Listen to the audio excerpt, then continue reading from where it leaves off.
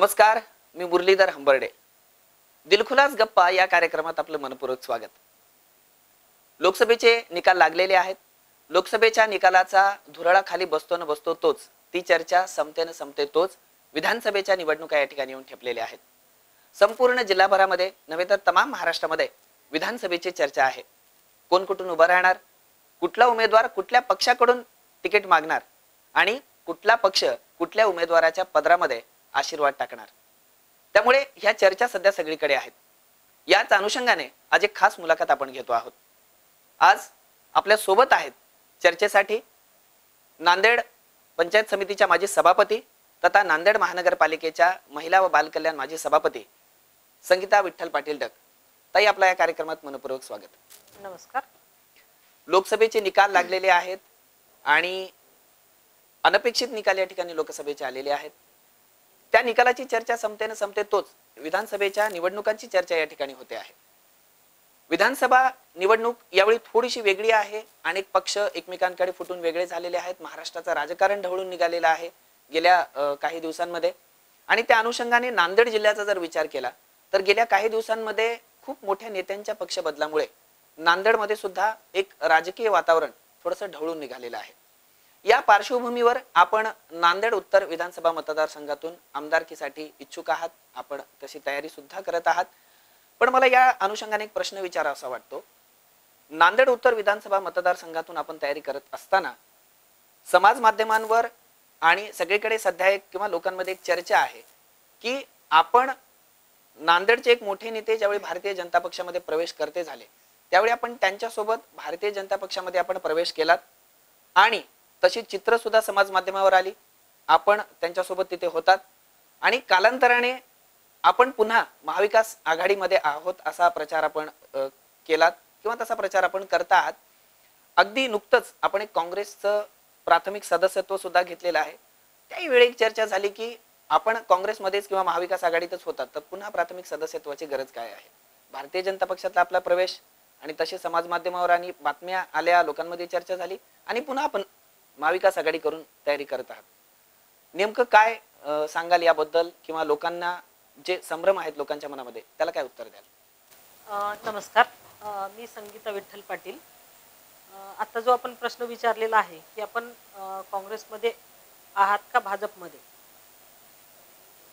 तर मला एवढं सांगायचं आहे आपल्याला की मागच्या 25 ते 26 वर्षापासून मी काँग्रेस पक्षामध्ये काम करत आहे.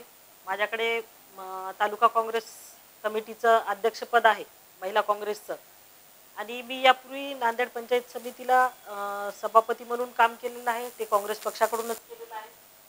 आता मी महानगरपालिकेला नगरसेविका होते, महिला बालकल्याण सभापती होते, तेही मी काँग्रेस पक्षाकडूनच होती. म्हणजे आतापर्यंत जी काही आम्ही काम केलेलं आहे ते काँग्रेस पक्षाकडूनच काम केलेलं आहे.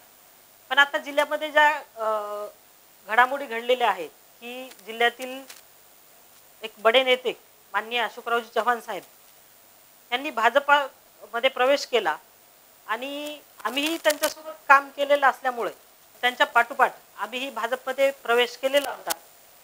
पण आम्ही पुरोगामी विचाराचे आहोत.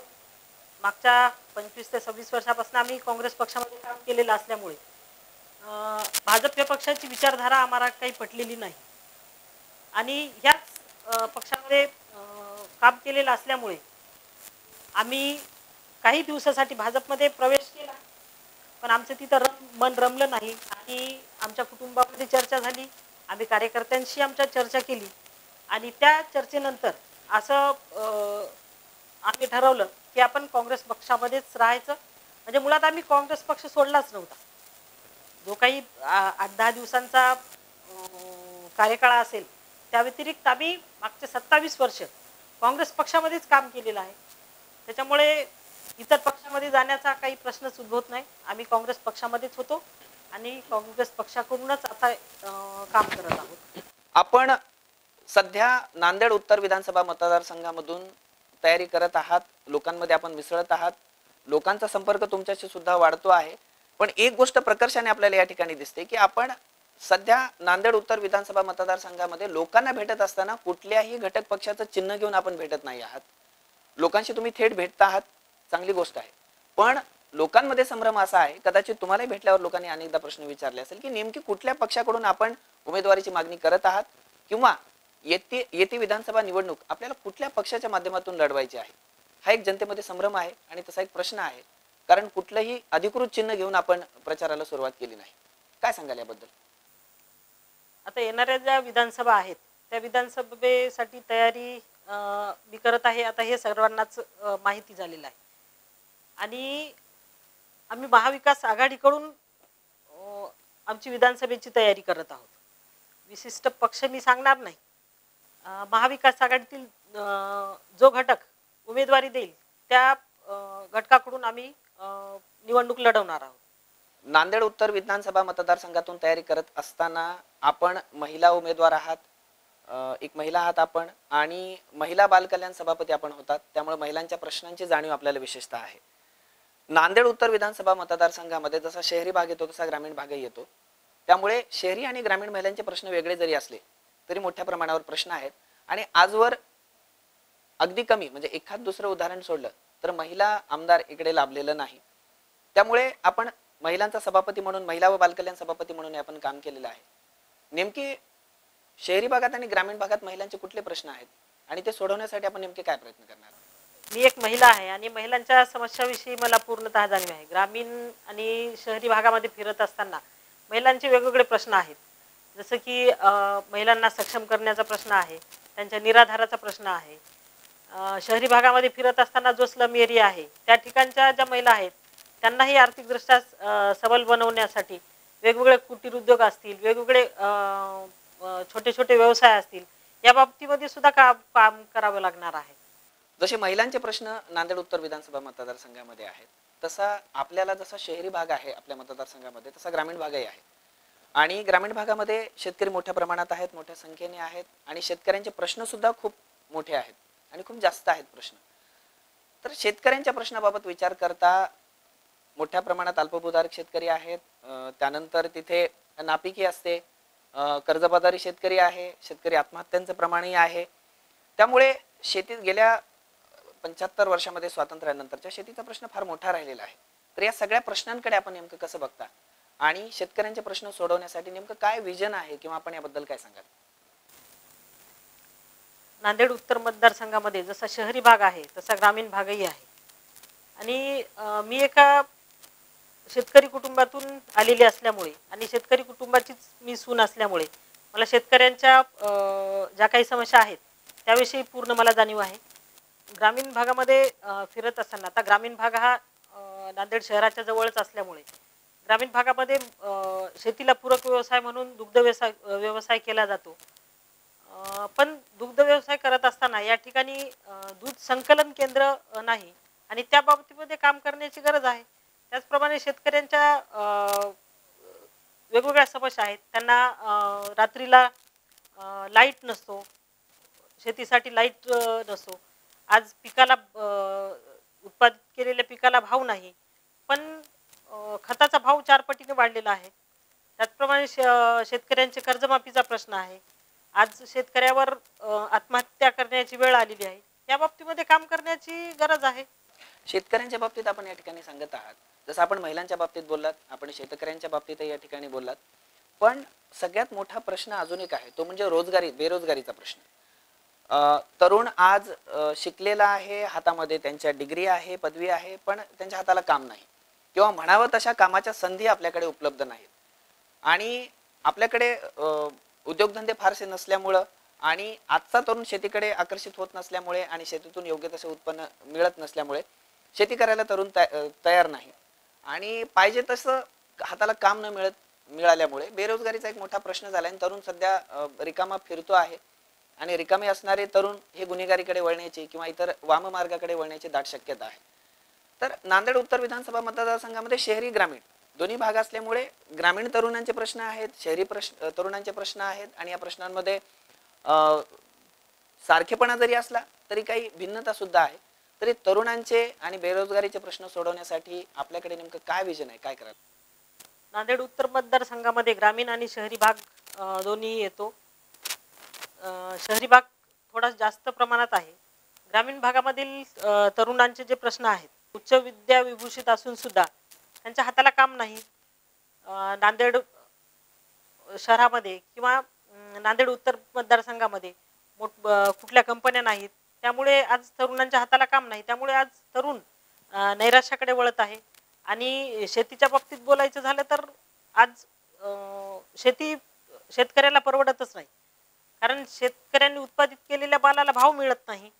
आणि शेतीसाठी जी खते लागतात, बियाणे लागतात, त्यांचे भाव दुप्पट वाढलेले आहेत. त्यामुळे आज शेतकरी सुद्धा आणि शेतकऱ्याची म्हणजे शेतीकडे वळण्याचा तरुणांचा सुद्धा दृष्टिकोन बदलत आहे. त्यामुळे शेतीला जे पूरक व्यवसाय आहेत, जसं की पोल्ट्री फार्मचा असेल किंवा असे वेगवेगळे जे शेतीला पूरक आहेत, असे व्यवसाय करण्यासाठी निश्चितपणे आपण प्रयत्न करू. नांदेड उत्तर विधानसभा मतदारसंघामध्ये सध्या अनेक भावी आमदार म्हणून चर्चेत आहेत, बरीच लोक चर्चेत आहेत. तुम्ही महाविकास आघाडी करून किंवा महाविकास आघाडीच्या कुठल्याही घटक पक्षाकडून तुम्ही या ठिकाणी उमेदवारीची मागणी करत आहात, असे अनेक जण आहेत. आणि पक्षांना सगळ्यांचाच विचारही करावा लागतो. पक्षाने किंवा महाविकास आघाडीतल्या कुठल्याही घटक पक्षाने किंबहुना सांगायचं असेल तर तुम्हालाच प्राधान्य द्यावं, हे का? नेमकं याबद्दल काय सांगाल की तुमच्याकडेच पक्षाने उमेदवारी का द्यावी? येणाऱ्या विधानसभेसाठी आपण आता जसं म्हणालात की बरेचसे इच्छुक उमेदवार आहेत, पण पक्षाने मलाच का उमेदवारी द्यावी? कारण मी मागच्या 25 ते 26 वर्षापासून ह्या राजकारणामध्ये आहे. काँग्रेस पक्षामध्ये मी मागच्या 25 वर्षापासून काम करत आहे. 2002ला मी पंचायत समिती सदस्य म्हणून निवडून आले आणि त्यानंतर मला 2 वर्ष सभापती म्हणून काम करण्याची संधी मिळाली. त्या ठिकाणी काम करत असताना मी येणाऱ्या प्रत्येक व्यक्तीचं, मग तो कुठल्या पक्षाचा आहे, कुठल्या जातीचा आहे, धर्माचा आहे, हा विचार न करता प्रत्येकाचं मी त्या ठिकाणी काम करून त्यांना समाधानी करण्याचं काम केलेलं आहे. त्यानंतर मी जिल्हा परिषद लढवली. आत्ताच मी 2017 ते 22 या कार्यकाळामध्ये मी महानगरपालिकेला नगरसेविका म्हणून काम केलेलं आहे. 1 वर्ष मला महिला बाल कल्याण सभापती म्हणून काम करण्याची संधी मिळाली. आणि ह्या वेगवेगळे पद भूषवत असताना त्या पदाच्या माध्यमातून मी गोरगरीब जनतेपर्यंत किंवा मतदारसंघातील प्रत्येक व्यक्तीपर्यंत माझ्या पदाचा उपयोग करून देण्याचा मी प्रयत्न केलेला आहे. आणि शहरी आणि ग्रामीण भागाचा, दोन्ही भागाचा मागच्या 25 वर्षापासून मी काम करत असल्यामुळे दोन्ही भागातील अडीअडचणींचा, त्या ठिकाणच्या प्रश्नांची मला पूर्णपणे जाणीव आहे. त्यामुळे पक्षांनी किंवा महाविकास आघाडीतील घटक पक्षांनी मला संधी द्यायला काही हरकत नाही. शेतकऱ्यांच्या प्रश्नाच्या अनुषंगाने आपण बोलत होतात, पण देशाच्या स्वातंत्र्याला 75 वर्ष पूर्ण झाली. स्वातंत्र्याचा अमृत महोत्सव संपूर्ण देशाने या ठिकाणी आनंदाने साजरा केला. पण गेल्या 75 वर्षामध्ये अनेक योजना आल्या, अनेक सरकार आली, वेगवेगळ्या पक्षांना संधी मिळाली. पण वीज, पाणी, रस्ते, आरोग्य आणि शिक्षण या 5 गोष्टींभोवती निवडणुका फिरत राहिल्या. या 5च गोष्टीवर उमेदवार निवडून येत राहिले आणि प्रत्येक निवडणुकीला याच्यावर चर्चा होत राहिली. आपल्याकडे सुद्धा नांदेड उत्तर विधानसभा मतदारसंघामध्ये रस्त्यांचा प्रश्न फार मोठा आहे आणि त्या अनुषंगाने वाहतूक कोंडीचा प्रश्न सुद्धा मोठा आहे. तर हे सोडवण्यासाठी नेमकं काय करता येईल असं आपणास वाटतं? नांदेड शहरामध्ये वाहतुकीचा मोठा प्रश्न आहे. द्रुतगतीच्या कार्यकाळामध्ये नेदरलँडच्या धर्तीवर रस्त्यांची बांधणी करण्यात आली. त्यामध्ये सायकल ट्रॅक असेल, फुटपाथ असेल आणि वाहनांसाठी रस्ता असेल, ह्या प्रकारची बांधणी झालेली होती. आणि आता नांदेड शहरामध्ये वाहनांची संख्या वाढलेली आहे, वर्दळ वाढलेली आहे. त्यामुळे आता हे रस्ते अपुरे पडत आहेत. त्यामुळे ह्या रस्त्यांचं रुंदीकरण होणं हे खूप गरजेचं आहे. आणि येत्या कार्यकाळामध्ये वाहतूक कोंडी सोडवण्यासाठी निश्चितपणे ह्या रस्त्याच्या रुंदीकरणासाठी काम करावं लागणार आहे. आपण नांदेड पंचायत समितीच्या सभापती होतात, त्यानंतर नांदेड वाघाळा महानगरपालिकेच्या आपण महिला व बालकल्याण सभापती सुद्धा होतात. त्यामुळे आपल्याला कामाचा अनुभव आहे. आत्ता यावेळी हे या निवडणुकीला सामोरं जात असताना किंवा आता लोकांमध्ये तुम्ही ज्यावेळी जाता, लोकांना तुम्ही भेटता, त्यावेळी लोकांचे प्रश्न सुद्धा नव्याने कळतात. तुमच्या येणाऱ्या भविष्यातल्या आमदारकीच्या कार्यकाळामध्ये काम करण्यासाठी तुमच्या भूतकाळातील दोन्ही सभापती पदाचा कार्यकाळ तुम्हाला कसा उपयोगी ठरेल, की तो अनुभव तुम्हाला कसा कामाला येईल? मी नांदेड पंचायत समितीचं सभापतीपद भूषवलेलं आहे, नांदेड महापालिकेचं सभापतीपद भूषवलेलं आहे. त्यामुळं येणाऱ्या काळामध्ये म्हणजे ग्रामीण भाग आणि शहरी भाग हा या दोन्ही भागामध्ये काम केलेलं असल्यामुळे या ठिकाणच्या समस्यांची मला पूर्ण जाणीव आहे आणि येणाऱ्या कार्यकाळामध्ये त्या समस्याचं निराकरण करण्यासाठी या दोन्ही पदाचा मला उपयोग होणार आहे आणि त्याच्या माध्यमातून ज्या काही समस्या आहेत त्या सोडवण्याचा मी पूर्ण प्रयत्न करतो. सध्या गेल्या निवडणुकीपासून किंवा गेल्या 4-5 वर्षामध्ये राज्याचं पूर्ण वातावरण ढवळून निघालेलं आहे. अनेक पक्ष फुटून बाजूला झाले, अनेक नेत्यांची विभागणी झाली. काही काळ असं संभ्रमाचं वातावरण होतं संपूर्ण राज्यभर की कोण कुठल्या पक्षात आहे हे कळायला मार्ग नव्हतं. अगदी नांदेडमध्ये सुद्धा तसंच झालं की खूप मोठे नेते दुसऱ्या पक्षामध्ये गेले आणि इथलं सगळं वातावरण थोडं ढवळून निघालं आणि राजकीय खूप मोठे बदल झाले. तुम्ही महाविकास आघाडीकडे या ठिकाणी मागणी करत आहात. तर हे सगळं करत असताना पक्षाकडे तुमची कुठली कामं या ठिकाणी प्रामुख्याने तुम्ही सांगाल की मी ही कामं केलेली आहेत उमेदवारीसाठी किंवा लोकांमध्ये जाऊन लोकांच्या प्रश्नांचा सामना करताना असेल, नेमकी काय उत्तरं तुम्ही लोकांना देता? निश्चितच मी महिलांच्या बाबतीत वेगवेगळे म्हणजे त्यांना पूरक असलेली कामं केलेली आहेत. जसं की मी पंचायत समिती सभापती असताना स्वच्छता अभियान अंतर्गत मी नांदेड तालुक्यातील 11 गावे त्यावेळेस हागणदारी मुक्त केलेली होती. त्याचप्रमाणे गंगाबेट सारखं गाव जे की गोदावरी काठावर होतं आणि एक बेट असल्यासारखं होतं, त्या गावाचं पुनर्वसन करण्याचं काम म्हणजे त्या गावाच्या पुनर्वसनामध्ये त्या लोकांसोबत जाऊन ज्या काही त्यांच्या समस्या असतील त्या म्हणजे पुनर्वसनाच्या संबंधित ज्या काही समस्या असतील त्या सोडून त्यांचं पुनर्वसन करण्याचं काम केलेलं आहे. त्याचप्रमाणे माझ्या कार्यकाळामध्ये जो गुरूंचा सन्मान करण्यासाठी जो कार्यक्रम घेतला जातो, गुरुगौरव पुरस्काराचा कार्यक्रम, मोठ्या प्रमाणात आपण कुसुम सभागृहामध्ये तो कार्यक्रम घेऊन गुरूंचा सन्मान केलेला होता आणि मला सांगायला निश्चितपणे आनंद होईल की त्यानंतर एवढ्या मोठ्या प्रमाणात कार्यक्रम झालेला नाही गुरुगौरव पुरस्काराचा. ही अशी वेगवेगळ्या घटकातील लोकांसाठी कामे केलेली आहेत. त्याचप्रमाणे आता महिला बालकल्याण सभापती असताना ज्या काही महापालिका क्षेत्रातील महिला होत्या, निराधार महिला असतील, घटस्फोटित महिला असतील किंवा नवविवाहित महिला असतील, त्या महिलांना संसारोपयोगी साहित्य आम्ही महापालिकेतर्फे महिला बालकल्याण सभापती असताना दिलेला आहे. त्याचप्रमाणे ज्या मुली 5 किलोमीटरच्या अंतरावरून शाळेमध्ये येतात त्या मुलींसाठी आपण सायकल वाटपाचा सुद्धा काम केलेलं आहे. असे वेगवेगळे कार्यक्रम आहेत की ज्या वेगवेगळ्या घटकांसाठी आपण ह्या दोन्ही सभापती पदाच्या माध्यमातून आपण काम केलेलं आहे. आपण भारतीय जनता पक्षामध्ये गेलात, पुन्हा काँग्रेसमध्ये आलात. काँग्रेसने पर्यायाने अशोकराव चव्हाण साहेबांनी बऱ्याचदा आपल्याला पदांसाठी मदत केली किंवा आपण त्यांच्या मार्गदर्शनाखाली अनेक पदं या ठिकाणी भूषवलेली आहेत. पुन्हा भारतीय जनता पक्षात त्यांच्यासोबत जाऊन पुन्हा काँग्रेसमध्ये येणं, साहेबांच्या माध्यमातून आम्ही विविध पदावर काम केलेलं आहे आणि त्यांच्या प्रेमाखातर त्यांच्यावर असलेल्या निष्ठेमुळं आम्ही त्यांच्यासोबत भारतीय जनता पक्षामध्ये प्रवेश केला. पण ज्यावेळेस प्रवेश केल्याच्या नंतर आम्ही आमच्या कुटुंबियासोबत, आमच्या कार्यकर्त्यांसोबत जेव्हा चर्चा झाली त्यावेळेस आपल्याला त्या पक्षाची विचारधारा पटत नाही. आपण मागच्या 25 वर्षापासून आपण काँग्रेस पक्षामध्ये काम करत आहोत आणि पुरोगामी विचाराचे असल्यामुळे आम्हाला निश्चितच त्या पक्षाची विचारधारा पटली नाही म्हणून आम्ही पुन्हा काँग्रेसमध्ये काम करण्याचा निर्णय घेतलेला आहे. आमची नाळ ही काँग्रेस पक्षाची जुळलेली आहे आणि मागच्या 25 वर्षापासून मी आता सांगितलं की काँग्रेस पक्षामध्ये आम्ही निष्ठेनं काम केलेलं आहे. त्यामुळं पक्षाकडून उमेदवारी मिळो अथवा न मिळो आम्ही या पक्षासोबत राहणार आणि पक्षासोबत काम करणार. समजा तुम्हाला महाविकास आघाडीकडून जे तुम्ही उमेदवारीची मागणी करत आहात, काही कारणास्तव तुम्हाला ती उमेदवारी मिळाली नाही, महाविकास आघाडीकडूनच लढवायची किंवा त्याच्या बाहेर जाऊन वेगळ्या पक्षाकडून मागणी करायची असं आहे, किंवा समजा कुठेच नसेल तर आपण सोबळावर निवडणूक लढवायची असं काही ठरलेलं आहे काय?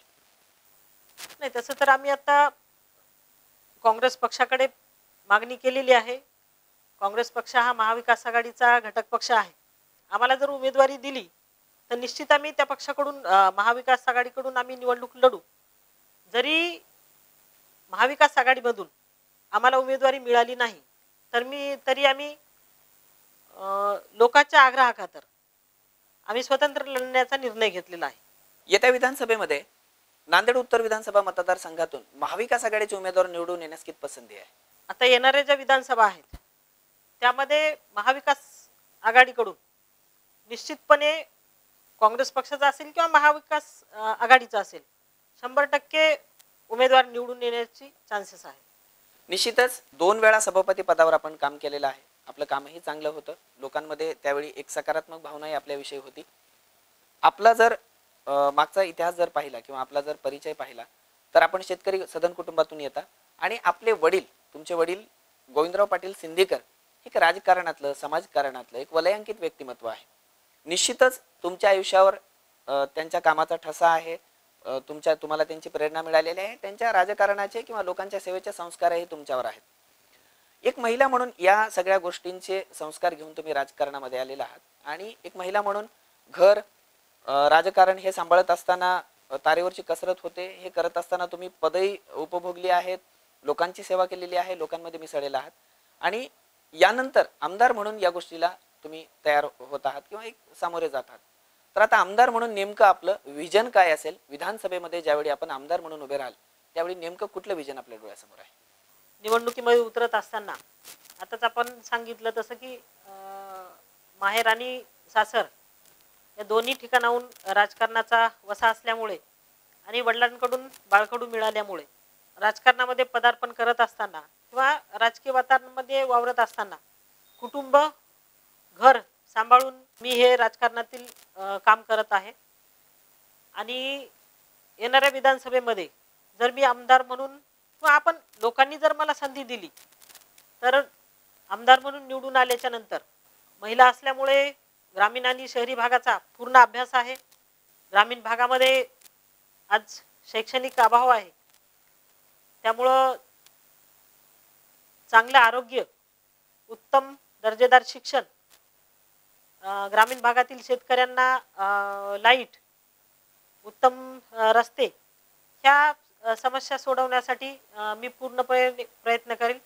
त्याचप्रमाणे तरुणांच्या हाताला काम मिळावं किंवा तरुणांची बेरोजगारी संपुष्टात आणण्यासाठी जे शेतीला पर्यायी पूरक व्यवसाय आहेत ते पूरक व्यवसाय आणून तरुणांच्या हाताला काम मिळवून देण्यासाठी सुद्धा मी प्रयत्न करणार आहे. येत्या विधानसभेला सामोरे जात असताना नेमक्या काय आपल्या भावना आहेत, नेमके कुठले प्रश्न आहेत, ते कसे सोडवणार आहात आपण? नांदेड उत्तर मतदारसंघामध्ये नेमक्या कुठल्या अडचणी आहेत, त्या सोडवण्यासाठी आपले काय प्रश्न असणार, उत्तर आपलं समाधान त्याच्यावर काय असणार आहे, या सगळ्या गोष्टीला आपण दिलखुलास उत्तरे या ठिकाणी दिलीत. आज आमच्याकडे आपण आलात, या ठिकाणी आम्हाला एक छान सुंदर नेटकी या ठिकाणी आपण मुलाखत दिली. आमच्या मनातल्या प्रश्नांना अगदी दिलखुलास उत्तर आपण दिलीत, त्याबद्दल आपले मनपूर्वक आभार. आणि येत्या निवडणुकीसाठी आपल्याला खूप खूप शुभेच्छा. जनतेचा आशीर्वाद तुमच्यावर असावा अशी अपेक्षा आम्ही या ठिकाणी करतो आहोत आणि येणाऱ्या निवडणुकासाठी आपल्याला मी खूप सदिच्छा देतो. धन्यवाद. तर ह्या होत्या पंचायत समितीच्या माजी सभापती तथा नांदेड महापालिकेच्या महिला व बालकल्याण माजी सभापती संगीता विठ्ठल पाटील डक. नांदेड उत्तर विधानसभा मतदारसंघातून त्या महाविकास आघाडी करून या ठिकाणी उमेदवारी मागतायत आणि येत्या विधानसभेमध्ये त्या या रणधुमाळीमध्ये ते असणार आहेत. निश्चितच येता चित्र काय असेल याचा अंदाज आपण जरी लावू शकलो नाही तरी आपल्या माध्यमातून, या चॅनलच्या माध्यमातून आपल्याला अपडेट्स मिळत जातील. आज ही सुंदर मुलाखत आपण या ठिकाणी पाहिली. तुमच्या मनातले प्रश्न आज या ठिकाणी आपण जाणून घेतले. पुन्हा एका नवीन पाहुण्यासह, नवीन प्रश्नांसह आपण या ठिकाणी भेटूयात दिलखुलास गप्पांमध्ये. मी मुरलीधर हंबर्डे आपली रजा घेतो. धन्यवाद.